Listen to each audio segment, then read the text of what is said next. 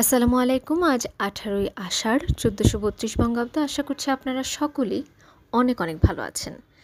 English ভোকাবুলারির নতুন ৫টি শব্দ আজ আমরা জানব। পাশাপাশি জানব শব্দগুলির বাংলা অর্থ, ইংলিশ উচ্চারণ এবং শব্দগুলো দিয়ে গঠিত একটি বাক্য।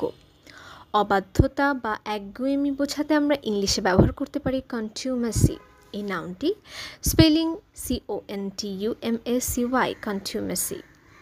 সুযোগ সন্ধানী, ফাঁকিবাজ বা পরজীবী বোঝাতে আমরা ইংলিশে ব্যবহার করতে পারি মুচার। এটি একটি নাউন, স্পেলিং MOOCHER, মুচার। অপরিচ্ছন্ন বা অশোভন আচরণ করে এমন কাউকে বোঝাতে আমরা ইংলিশে ব্যবহার করতে পারি স্ক্যাঙ্ক।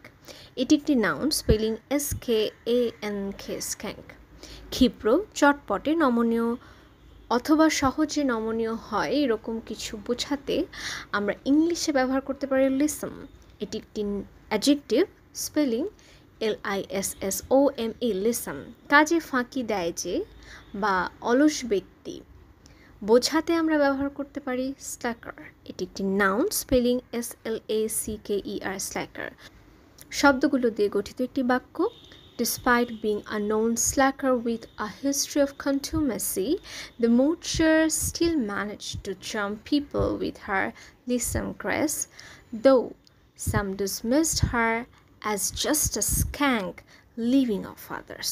অসংখ্য ধন্যবাদ।